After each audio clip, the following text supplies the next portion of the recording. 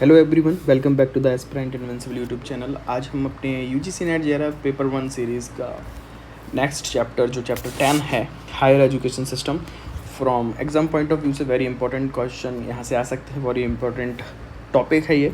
तो इसका part start करते हैं। Let's begin together. जस्ट थोड़ी सी रिक्वेस्ट करूँगा स्टार्ट करने से पहले, as always please like share and subscribe the YouTube channel the aspirant invincible and join the telegram channel for more pdfs and study material. Thank you so much.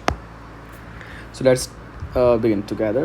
Introduction. So higher education system के बारे में हम पढ़ेंगे। सबसे पहले higher education system को हम समझते हैं। हायर एजुकेशन और सिंपल एजुकेशन क्या है? तो एजुकेशन सिंपल एक ट्रेडिशनल कन्वेंशनल मेथड्स और कन्वेंशनल वे में अगर समझें, एजुकेशन एक तरीके से इंटेलिजेंस को शार्पर करने का मेथड है। किसी के लिए इन्फॉर्मेशन गैदर करने का मेथड है, किसी के लिए विजडम गेन करने का मेथड है एजुकेशन। तो हम एलिमेंट्री एजुकेशन को, सेकेंडरी एजुकेशन को अलग समझते हैं, बट हायर एजुकेशन की कोई लिमिटेशंस नहीं होती है, जैसा कि यहाँ पर भी है। वेरी वास्ट कैनोटेशन होता है हायर एजुकेशन के लिए। कोई भी बाउंड्री यहाँ पर नहीं रहेगी। Mostly related with your analytical skills, your brainstormings और innovations. Higher education, research work higher education का पार्ट रहेगा, क्योंकि इससे पहले आप चीज़ें जानते हो कि क्या है और कैसे है, बट क्यों है, why this is happening now is dealt in the time of higher education, in the field of higher education. So higher education is necessary because for the economic growth के लिए हायर एजुकेशन किस तरीके से help करेगा? Higher education मतलब क्या है? हम रिसर्च करेंगे, वर्क करेंगे, न्यू डायमेंशंस को एक्सप्लोर करेंगे, इनोवेशन करेंगे। रिसर्च के थ्रू इकोनॉमिक ग्रोथ में, इकोनॉमिक फील्ड में नई नई इनोवेशन टेक्नोलॉजी का यूज़ करना है। पॉवर्टी कैसे रिडक्श करना है, एम्प्लॉयमेंट कैसे बढ़ाएंगे, डिमांड सप्लाई का गेम समझना पड़ेगा and all these thing. Next is human life के लिए बहुत ज़्यादा ज़रूरी है, because human development, human betterment of life, more facilities, more necessary requirement, basic necessity किस तरीके से हम हर एक व्यक्ति के लिए एंश्योर कर सकें, हायर एजुकेशन का भी पार्ट रहेगा। एक रिसर्च वर्क करना, लोगों को ब्रेन स्टॉर्म करना, लोगों की थिंकिंग एबिलिटी को इंक्रीज़ करना, इसका ये टास्क है। Next is public welfare. So public welfare किस तरीके से रहेगा? अगेन दोनों को मिलाएं, इकोनॉमिक ग्रोथ और ह्यूमन लाइफ दोनों को इंटरचेंज और एक्सचेंज करें, इंटरमिंग करें। तो health, education, basic necessity provide करना, फूड, शेल्टर, क्लॉथिंग, सभी के लिए हायर एजुकेशन में स्कोप बढ़ेगा, प्रॉब्लम सॉल्व होंगी, सॉल्यूशंस मिलेंगे, तब जाके पब्लिक वेलफेयर इंक्रीज़ होगा। Next is without research and developments human life becomes stagnant. Simple, that is why human resource development और इकोनॉमिक ग्रोथ के लिए, बेटरमेंट ऑफ ह्यूमन लाइफ के लिए, हमारे लिए सबसे ज़्यादा रूल क्या है? हायर एजुकेशन सिस्टम में जाना। Next is institutions of higher learning and education in ancient India. अभी हम एंशिएंट इंडिया पे फोकस करते हुए इंस्टीट्यूशंस के बारे में पढ़ते हैं कि हायर लर्निंग्स के लिए कैसे, किस तरीके से पढ़ाई होती थी, क्या पद्धति थी उस ज़माने में। तो India is a historical times since 3rd century BC is known as a major center for learning. World class university हमारे पास में थी, फॉर एग्जांपल नालंदा विश्वविद्यालय। देन फॉर्मल एजुकेशन में हमारा integral part was religious training as well as traditional knowledge. दोनों को intermingled करके हम एजुकेशन, फॉर्मल एजुकेशन सिस्टम को पार्ट बनाया था। रिलीजियस ट्रेनिंग में मोरल वैल्यूज़ को पढ़ाया जाता था, किस तरीके से रिस्पेक्ट करना है, नेचर की, एल्डर्स की वैल्यूज़ होना चाहिए, वर्च्यूज़ होना चाहिए। फॉर एग्जांपल पाप और पुण्य के बारे में पढ़ाया, always along with included with traditional knowledge of math, astronomy, natural sciences and all these things. Largely oral होता था, स्टोरी के तरीके से समझाया जाता था। जो ऋषि मुनि थे वो स्टोरी के थ्रू समझाते थे या फिर सीख देते थे, लर्निंग सिखाते थे। बहुत ही कम चीज़ें लिखी जाती थी। क्यों? क्योंकि पेपर उस ज़माने में नहीं था। जो भी लिखते थे तो लीव्स पर लिखते थे। So books were written on tree leaves, that is very time consuming and costly exercise. इसलिए एल्बर्ट आइंस्टीन ने इंडियन एजुकेशन सिस्टम को, एंशिएंट इंडियन एजुकेशन सिस्टम को तारीफ़ करते हुए कुछ कहा है, वो है we owe a lot to Indians who taught us how to count without which no worthwhile scientific discovery and have been made. So Einstein ने कहा है कि हमें बहुत ज़्यादा कुछ इंडियन सिस्टम से मिला है. फॉर एग्जांपल काउंटिंग सिस्टम हमें इंडियन एजुकेशन सिस्टम से मिला, जिसके बिना साइंटिफिक फील्ड में इनोवेशन करना या फिर रिसर्च करना बहुत कठिन होता. Now history of education in India. तो अगर हम पीरियड और टाइमलाइन के बारे में देखें, कौन से पीरियड को किस टाइमलाइन में डिवाइड किया गया है एजुकेशन सिस्टम के पॉइंट ऑफ व्यू से भी, और डिफरेंट फील्ड में किस तरीके से एजुकेशन सिस्टम डेवलप हुआ. आपके एग्जाम में डायरेक्ट क्वेश्चन पूछा जा सकता है कि वैदिक पीरियड में क्या विशेषताएँ थी, बुद्धिस्ट पीरियड में क्या स्पेशलिटी थी, मिडाइवल पीरियड में क्या चेंजेस आए हैं हमारे एजुकेशन सिस्टम में, pre independence post independence education system किस तरीके से इवॉल्व हुआ है. तो वैदिक पीरियड, सबसे पहले समझो कि वैदिक पीरियड क्या था. 1000 BCE टू 600 BCE. तो 1000 ईसा पूर्व से 600 ईसा पूर्व तक, मतलब आज के ज़माने से लगभग अगर हम 2000 में जी रहे हैं तो 1000 मतलब 3000 साल से 2400 साल पहले आज की डेट से वैदिक पीरियड था. उसके बाद में बुद्धिस्ट पीरियड आता है 600 BCE से 1200 कॉमन एरा, मतलब लगभग आज से 2400 साल पहले से आज से 800 साल पहले का समय जो टाइम पीरियड रहा वो बुद्धिस्ट पीरियड हो गया. हम इस तरीके से समझ सकते हैं टाइमलाइन को. आज हमारा प्रेजेंट अगर ये रहा तो वैदिक पीरियड ये रहा, यहाँ से हम BC मान लेते हैं. कॉमन एरा यहाँ से स्टार्ट हुआ है जैसे मान लीजिए, देन कॉमन एरा, तो वैदिक पीरियड 1000 से 600, ये 600 BCE, ये 1000, फिर कॉमन एरा, ये 1200 common era.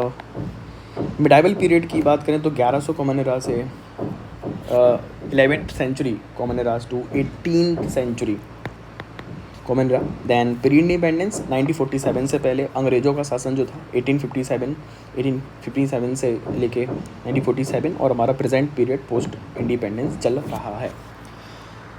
Then education in ancient India. तो एंशिएंट इंडिया में एजुकेशन कैसे था, उसकी कैरेक्टरिस्टिक्स कैसी थी, हम ये जानते हैं. सबसे पहले वैदिक पीरियड के बारे में थोड़ा सा समझ लेते हैं. तो during and after Vedas composition और the composition of Vedas, the period is known as Vedic period. The period after and during the composition of Veda, तो जिस समय वेद की रचना हुई उस समय को और उस समय के बाद वाले समय को हम वैदिक पीरियड बोलते हैं. Majorly it is 1500 BCE to 500 BCE. इस समय में क्या इम्पोर्टेंट इवेंट हुआ, that was advent of Aryans. Aryans इस समय एडवेंट हुए, तो 1500 BCE के स्टार्टिंग से ही एडवेंट ऑफ आर्यंस स्टार्ट हो गया था, आर्यंस का आना. And in the late 1000 BCE और 500 BCE there was starting the settling in India of Aryans. Now, what is the meaning of Vedas? Vedas means just wisdom. Vedas means wisdom. Vedas, there are 4 Vedas as we know. First is Rig Veda, second Veda is Yajurveda, third Veda is Samveda, fourth Veda is Atharva Veda. So these are the 4 Vedas. You have to know about the Rig Veda, Yajurveda, Samveda, Atharva Veda. Then it composed of 6 Vedangas. Vedangas simple क्या है, what the part और categories within the Vedas. किसी भी वेदा जो वेद हैं उन वेद के अंदर चैप्टर और एक फील्ड कहा जाए या फिर specific type of knowledge, categorization of knowledge within the Vedas is Shiksha, Kalpa, Vyakarana, Nirukta, Chhandas and Jyotisha. These are the 6 Vedangas. Simple है. तो आपको वेदांगास के नाम याद होना बहुत ज़्यादा ज़रूरी है, 4 वेदों के नाम भी होना ज़रूरी है. देन देर आर 180 उपनिषदास और अदर बुक वर्क वाज दर्शन शास्त्र, पुराण है, तर्क शास्त्र है, एक्सेट्राज वर पार्ट ऑफ वैदिक पीरियड. तर्कशास्त्र, लॉजिक, एनालिटिकल स्किल्स. दर्शन शास्त्र, it is more philosophy. Puran, Upanishads are there. Now, subdivision within the Vedas. So, subdivision within the Vedas are Samhitas, Aranyaka, Brahmanas and Upanishads are the subdivision of Vedas. आपको याद रखनी है कि ब्राह्मणास, उपनिषद, अरण्यक, संहिता क्या है. ये वेदा की सब डिवीज़न है. वेद के अंदर इसको कैटेगराइज किया गया है, वेदों को अंदर सब डिवाइड किया गया है. Samhitas, Charak Samhita, Aranyaka, Brahmanas, Upanishads, these are the part of Vedas, subdivision of Vedas. Simple. Next is informal education. तो इनफॉर्मल एजुकेशन भी उस समय होती थी. दो मीडियम थे, इंस्टीट्यूशन थे. One was home tutor was father. At the temple the tutor was priest. तो मंदिरों में पंडित जी पढ़ाया करते थे, घर पर पिताजी पढ़ाया करते थे. इनफॉर्मल एजुकेशन मतलब apart from the syllabus, out of syllabus बातें कौन सिखाएगा. It is more concern about the religious knowledge, temple knowledge, and father taught about the moral knowledge और ड्यूटी टुवर्ड्स सोसाइटी और family etcetera. Next is residential place for learning was there. तो जिस तरीके से आज हॉस्टल भी होते हैं, यूनिवर्सिटीज़ भी होती हैं, इसी तरीके का सिस्टम कुछ समझ लीजिए था. उसको हम गुरुकुल बोलते हैं, गुरुकुल्स और आश्रमास बोलते हैं, जहाँ पर स्टूडेंट टीचर दोनों मिलके रहते थे फॉर्मल लर्निंग के लिए. गुरुकुल्स, आश्रमास सिंपल है, रेसिडेंशियल प्लेस फॉर लर्निंग थे वैदिक पीरियड में. इसको याद रखें. नेक्स्ट इज परिषद होती थी जो एकेडमिक्स से डील करती थी, एंड कॉन्फ्रेंस इसको बोलते थे सम्मेलन. तो एक बहुत बड़ी कॉन्फ्रेंस हुई, सम्मेलन हुआ, पढ़े लिखे लोग वहाँ पर मिलेंगे, टीचर्स मिलेंगे, स्कॉलर्स मिलेंगे, टीचर्स स्टूडेंट्स होंगे, डिस्कस करेंगे टॉपिक्स को, न्यू रिसर्च फील्ड के बारे में टॉपिक करेंगे. दैट इज़ अ सम्मेलन. परिषद क्या है, एकेडमिक्स के परिषद एक सिंपल असेंबली टाइप की है. एक स्पेसिफिक क्वालिफाइड इंडिविजुअल्स वहाँ पे इन्वॉल्व रहेंगे. नाउ वैदिक सिस्टम में child education started with the 5 year. सबसे पहले होता था विद्या आरंभ. सबसे पहला चरण है विद्या आरंभ. तो विद्या यानी एजुकेशन, आरंभ यानी स्टार्ट. तो स्टार्टिंग ऑफ द एजुकेशन विद्या आरंभ. सिंपल वर्ड है हिंदी का विद्या आरंभ. क्या उम्र थी? 5 ईयर्स. आज अगर देखें तो प्ले, नर्सरी, इस तरीके से जो किंडरगार्टन, जो बेसिक एजुकेशन प्रोवाइड किया जाती है, वो 3rd ईयर से अराउंड स्टार्ट हो जाती है फॉर्मल एजुकेशन हमारे इंडिया में. एंशंट इंडिया में वैदिक पीरियड में 5 साल की उम्र में विद्या आरंभ फर्स्ट फेज था. सेकंड वाज उपनयन संस्कार जो आज भी होता है. तो it was a formal entry, event of formal entry in the Gurukuls. तो फॉर्मल एंट्री गुरुकुल में किस तरीके से होती थी, क्वेश्चन आपसे डायरेक्ट पूछ लिया जाता है. तो अगर आपको आंसर देना है उसमें, उपनयन संस्कार से उपनयन होता था. उपनयन. अब यहाँ पर बेसिक और बहुत इंटरेस्टिंग फीचर ये रही है कि हर कास्ट के लिए उपनयन संस्कार की एज जो है डिफरेंट थी. उपनयन संस्कार की एज ब्राह्मण बच्चों के लिए थी, ब्राह्मण बॉयज़ के लिए, sorry, only for males. Upanayana only for male individual, no female individual allowed for Upanayana Sanskar. मतलब आपको समझ में आ रहा होगा, बहुत ही कम फीमेल स्टूडेंट्स रही होंगी गुरुकुल्स में. तो ब्राह्मण बच्चों के लिए, ब्राह्मण लड़कों के लिए 8 साल की उम्र थी उपनयन संस्कार की. क्षत्रिय बच्चों की, क्षत्रिय लड़कों की 10 साल, वैश्य लड़कों की 12 साल. तो 8, 10, 12 साल, 2 साल का गैप है ब्राह्मण, क्षत्रिय, वैश्य लड़कों में उपनयन संस्कार करने में. याद रखेंगे. नेक्स्ट इज ब्रह्मचर्य. ब्रह्मचर्य was compulsory for every students. Human life was divided into 4 stages. Brahmacharya, then comes grahastha, then comes vanaprastha, then comes the sannyasa. तो ब्रह्मचर्य लगभग 25 साल की उम्र तक माना जाता है, जहाँ पर फॉर्मल एजुकेशन में पार्टिसिपेट करेगा। गृहस्थ 25 एजुकेशन के बाद में, ज्ञान अर्जित करने के बाद में बच्चा गृहस्थ जीवन में जाएगा, मतलब वो शादी हो जाएगी बच्चे की, वो अपना घर परिवार देखेगा, यह गृहस्थ जीवन रहेगा। गृहस्थ जीवन के बाद में वो वानप्रस्थ करेगा। वानप्रस्थ मतलब होता है घर गृहस्थी से बढ़ के समाज के लिए काम करने में जाएगा, या फिर राजनीति में जा सकता है, या फिर कुछ और करेगा। वानप्रस्थ तो एक प्रकार से वर्ण मतलब वन की तरफ जाना, तो धीरे धीरे डिटैच होगा वर्ल्डली डिज़ायर से, डेट इज़ वानप्रस्थ। और संन्यास का मतलब होता है सब कुछ त्याग देना। तो लास्ट स्टेज होती थी संन्यास। नाउ रियल ऑब्जेक्टिव्स क्या थे वैदिक एजुकेशन में? रियल ऑब्जेक्टिव्स क्या थे? एजुकेशन और मेडिटेशन दोनों के दो मीडियम थे, एजुकेशन और मेडिटेशन कंपलसरी था। मोक्ष was the ultimate objective of वैदिक पीरियड, वैदिक education system. Through the meditation and religion, इनके माध्यम से मोक्ष प्राप्त करना ही रियल ऑब्जेक्टिव था एंशिएंट वैदिक एजुकेशन सिस्टम का। Next is Vedic education is more tilted toward spirituality. It taught to respect the mother nature, worship and pious. Is considered mother nature as a worship and pious. तो वैदिक education system में mother nature को spirituality से जोड़ा गया। वैदिक education system में अध्यात्म पर ध्यान ज़्यादा दिया गया था। मदर नेचर की पूजा करना आज भी इंडियन सोसाइटी का, इंडियन कल्चर का एक इनहेरेंट पार्ट है। हम मदर नेचर, गंगा मैया बोलते हैं, गंगा आरती करते हैं और पवित्र मानते हैं, उन्हें पूज्य मानते हैं। That is our part of culture from ancient Vedic education system.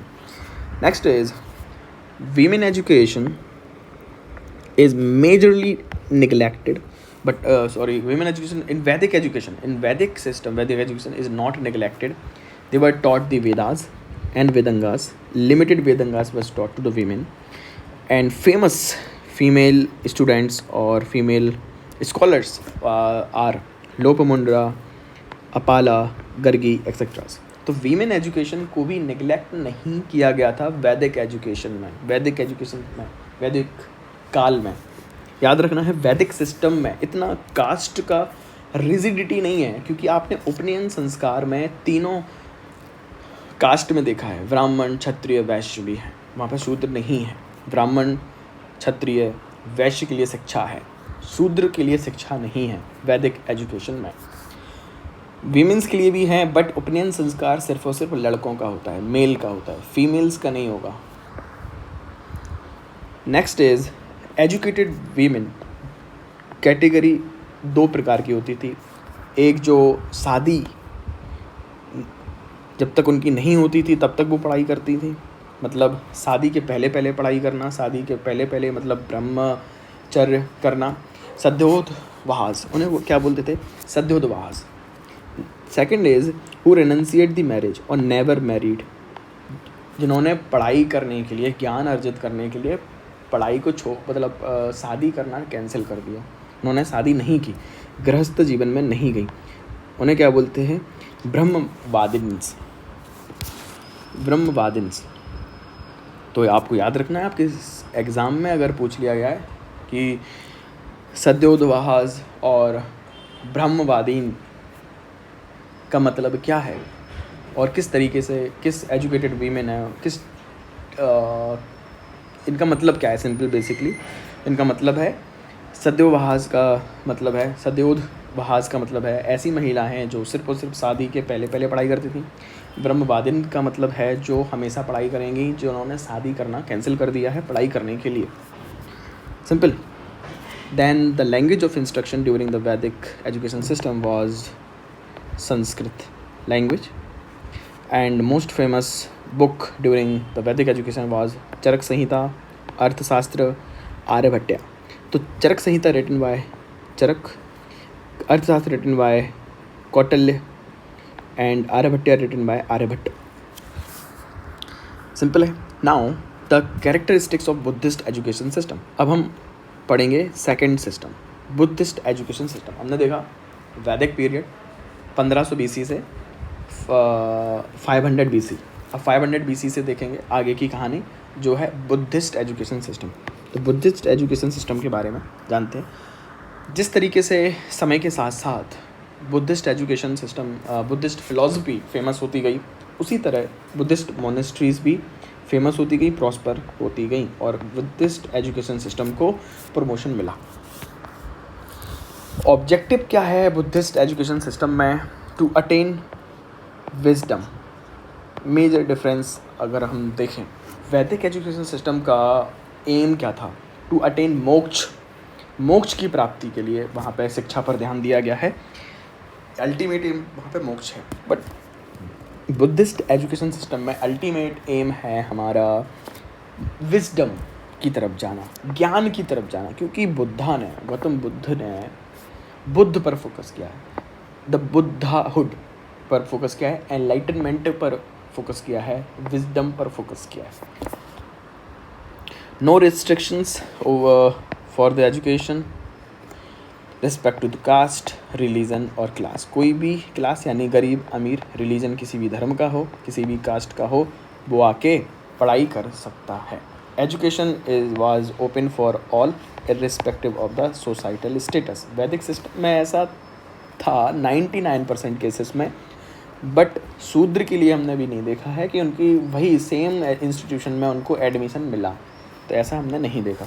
Open for all. लेकिन बुद्धिस्ट में ऐसा है कि कास्ट, रिलीजन और क्लास के बेसिस पे एजुकेशन इंस्टीट्यूशन में डिस्क्रिमिनेशन नहीं था। देन कम्स द प्रबज्या और सिंपली पबज्जा। तो पबज्जा और प्रबज्या का मतलब होता है ceremony of admission into the monasteries. वहाँ पर होता था उपनयन संस्कार। गुरुकुल में, आश्रम में प्रवेश लेने के लिए उपनयन होता था वैदिक सिस्टम में। बुद्धिस्ट सिस्टम में क्या होता है? प्रबज्या, प्रबज्या और पबज्या। सिंपल इन वर्ड का मतलब याद रखना है आपको, और एग्ज़ाम में डायरेक्ट आपसे क्वेश्चन पूछ लिया जा सकता है। नेक्स्ट इज श्रमण। द मीनिंग ऑफ श्रमण, द की वर्ड इज श्रमण, which means student after completion of education turn into monk. तो एक ऐसा स्टूडेंट जो श्रमण मतलब सिंपल स्टूडेंट ही होता है। तो श्रावण मतलब स्टूडेंट होता था, और स्टूडेंट अपनी शिक्षा कंप्लीट करने के बाद में, अपनी एजुकेशन कंप्लीट के बाद में मॉन्क बन जाते थे बुद्धिस्ट एजुकेशन सिस्टम में। लेकिन वैदिक सिस्टम में ऐसा नहीं था। ब्रह्मचर्य को फॉलो करेंगे, आप पे डिसीजन रहेगा कि अगर आपको मॉन्क बनना है नहीं बनना है। मोस्टली सेम यहाँ पर भी इतना फिक्स्ड नहीं है, वहाँ पर भी फिक्स नहीं था। ब्रह्मचर्य के बाद में आप गृहस्थ जीवन में जाते हो, गृहस्थ जीवन के बाद में आप बाणप्रस्था में जाते हो, बाणप्रस्था के बाद संन्यास में जाते हो। बहुत कम ही लोग ऋषि मुनि बनते थे। वैदिक एजुकेशन मतलब सेम बुद्धिस्ट में रहेगा, लेकिन थोड़ा सा अंतर है। इधर ज़्यादा फोकस है मॉन्कहुडनेस पर, बुद्धिस्ट एजुकेशन सिस्टम पर। वीमेन एजुकेशन अगर बात करें, वीमेन एजुकेशन बात करें, बुद्धिस्ट सिस्टम में निगलेक्ट रही है इन कंपैरिजन टू द वैदिक education system. Though not restricted to the males, सिर्फ और सिर्फ मेल पढ़ते थे ऐसा कहना गलत होगा, लेकिन महिलाओं को बराबरी से हिस्सेदारी मिली ऐसा कहना भी सही नहीं होगा। तो रूल्स जो थे एडमिशन के वीमेंस के लिए बहुत ज़्यादा टफ थे। संघ में एडमिशन लेने के, संघ क्या होता है? जहाँ पर मोनेस्ट्री में जो पढ़ाई होती थी, रेसिडेंशियल कॉम्प्लेक्सेस और इंस्टीट्यूशंस। सो संघ में महिलाओं का प्रवेश होने के जो नियम थे काफ़ी कठिन थे। और दूसरा रीज़न था महिलाओं की जल्दी शादी हो जाना। फीमेल्स की अर्ली मैरिज होने लगी थी वैदिक पीरियड के बाद में, जब बुद्धिस्ट पीरियड आया था उसी समय का। कई कारण हैं उसके। एग्जाम्पल के लिए स्कॉलर्स हैं, जो इस समय स्कॉलर्स भी हैं, कुछ महिलाएं स्कॉलर्स हैं, महिलाओं ने भी पढ़ाई की है, कम्प्लीटली तो निगलेक्टेड नहीं थी। फॉर एग्जांपल गौतमी और Sanghamitra. Sanghamitra was the daughter of Ashok. तो अशोक, राजा अशोक की डॉटर कौन थी? संघमित्रा। इस तरीके से इसको याद रखें। और गौतमी, ये बुद्धिस्ट एजुकेशन सिस्टम की कुछ फेमस फीमेल स्कॉलर्स हैं। इनको आपको नाम याद रखना है कि कम्प्लीटली निगलेक्टेड ना तो वैदिक एजुकेशन में था, ना ही बुद्धिस्ट एजुकेशन में था। बुद्धिस्ट एजुकेशन सिस्टम में फ़ीमेल की एंट्री के लिए, एडमिशन के लिए जो रूल्स थे, रेगुलेशंस थे, वो बहुत ज़्यादा स्ट्रिक्ट थे, टफ थे। अभी यहाँ पर प्राकृत लैंग्वेज का ज़ोर शोर से बढ़ावा हुआ बुद्धिस्ट एजुकेशन सिस्टम में, बुद्धिस्ट पीरियड में। But Pali language was the language of instruction. तो पाली लैंग्वेज ऑफ इंस्ट्रक्शन थी, लेकिन प्राकृत भाषा भी बढ़ावा मिला, डेवलपमेंट हुआ। बुद्धिस्ट एजुकेशन सिस्टम की बात करें तो यहाँ पर जो बुक्स हैं, वर्क हैं और किताबें हैं, जो फेमस एकेडमिक्स इनकी वर्क हैं, वो है पिताकाज। पिताका में भी 3 पिताका हैं, सुता पिताका, विनय पिताका एंड अभिधम्म पिताका। ये इनमें किस किस के बारे में बात की गई है? तो Sutta Pitaka, Vinaya Pitaka means moral teaching से रिलेटेड है, और Sutta Pitaka means morally rules and regulations of the monasteries, और अभिधम्म पिताका फिलोसफिकल टीचिंग्स यहाँ पर हैं। अभिधम्म पिताका में कुछ वर्क हैं, तो ऑल 18 स्कूल्स ऑफ बुद्धिज़्म के वर्क यहाँ पे पढ़ाए जाते थे। सारे के सारे स्कूल जो Buddhism, with in the Buddhism कई आइडियाज़, कई स्कूल्स डेवलप हो गए बुद्धिज़्म में, पंथ डेवलप हो गए बुद्धिज़्म के अंदर। उनके काम भी, उनके वर्क भी, उनकी शिक्षा भी इन एजुकेशन इंस्टीट्यूशंस में दी जाती थी।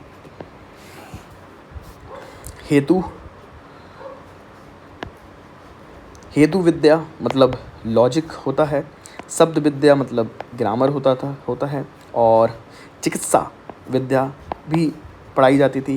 वेदास कंपैरेटिव स्टडीज़ पर फोकस होता था।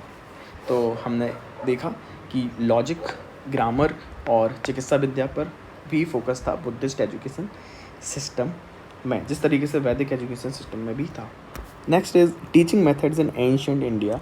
एंशिएंट इंडिया में टीचिंग मेथड्स कैसी थी? तो श्रवण सबसे पहली मेथड थी। श्रवण इज़ लिसनिंग, सुनना, शिक्षक या फिर टीचर्स की शब्दों पर ध्यान देना और ध्यानपूर्वक सुनना, दैट इज़ श्रवण।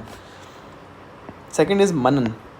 मनन मतलब होता है सेल्फ इंट्रोस्पेक्शन और deep thinking and evaluation of self, मनन करना। Next is Nididhyasan. निधिध्यासन मतलब होता है repeated thinking and meditation, repeated thinking and meditations to understand the Mahakavyas. जो महाकाव्य है उनको समझने के लिए रिपीटेड थिंकिंग करना, बार बार उनका चिंतन मनन करना, निधि ध्यासन कहलाता है। ध्यान देने की ज़रूरत है कि कोई भी सिग्निफिकेंट एवेल्यूएशन सिस्टम उस समय नहीं था। जिस तरीके से परसेंटेज आए हैं, जिस तरीके से आज है categorization of students on the basis of marks, कि 92 परसेंटाइल है, 80 परसेंटाइल है, आप फेल हो गए हो, आप पास हो गए हो, इस तरीके से नहीं था। लेकिन यक्षाज और सावना, दो जो कमेंटेटर हैं वेदास पर, जिन्होंने कमेंट्री की है, उन्होंने अकॉर्डिंग स्टूडेंट्स को ग्रेड्स में डिवाइड किया जाता था। जैसे कि महाप्रज्ञान ग्रेड, हाईएस्ट एबिलिटी वाला ग्रेड होता था महाप्रज्ञान ग्रेड। देन मध्यम प्रज्ञान ग्रेड यानी मीडियोकर और मिडिल एबिलिटी, अल्प प्रज्ञान ग्रेड यानी लो एबिलिटी। सो 3 ग्रेड थे उस समय के, महाप्रज्ञान, मध्यम प्रज्ञान एंड अल्प प्रज्ञान ग्रेड। सिंपल है, याद रखिए। ग्रेड सिस्टम भी था वहाँ पर, A+, B+ तरीके का, लेकिन उनके नाम अलग हैं। महाप्रज्ञान, मध्यम प्रज्ञा एंड अल्प प्रज्ञा। तो प्रज्ञा का मतलब इंटेलेक्ट होता है शायद, तो इसलिए यहाँ पे नाम आया होगा महाप्रज्ञान, मध्यम प्रज्ञान और अल्प प्रज्ञान। Aim of ancient education system. Ancient education system का एम क्या था? एंशिएंट, तो अल्टीमेट एम क्या है? मोक्ष। वैदिक एजुकेशन सिस्टम में इथिकल वैल्यूज़ भी पढ़ाई जाती थी गुरुकुल्स में, कैरेक्टर बनाने के लिए। एजुकेशन में आपके रिलीजियस, स्पिरिचुअलिटी दोनों इनकलकेशन था। Preserve and protect the ancient culture, ये भी फोकस था। और training was also provided for the all round development of the peoples यानी स्टूडेंट्स। ऑल राउंड डेवलपमेंट पर भी फोकस किया जाता था। तो एंशिएंट एजुकेशन सिस्टम जो हमारा है, भारतीय सभ्यता का प्राचीनतम शिक्षा पद्धति है, वो सिर्फ और सिर्फ किताबों पर बेस्ड नहीं है। वो मोरल एजुकेशन में इंक्लूडेड है, स्पिरिचुअलिटी उसमें इंक्लूड है, रिलीजियसनेस है, उसमें मेडिकल साइंस भी है, एस्ट्रोनॉमी भी है, मैथ भी है, मोरल वैल्यूज़ भी हैं, एथिक्स भी है और ओवरऑल डेवलपमेंट पर फोकस किया जाता था। इस तरीके से आप इसका समझ सकते हैं आज प्रैक्टिकल एजुकेशन है इंडिया में वो कितनी पीछे है उस समय की एजुकेशन से। आई होप यहाँ तक वीडियो समझ में आया हो, हेल्पफुल रहे आपके लिए। इसके सिनॉप्सिस ज़रूर बनाएं, इसका रिवीजन ज़रूर से करें, एग्ज़ाम पॉइंट ऑफ व्यू से बहुत ज़्यादा ज़रूरी है।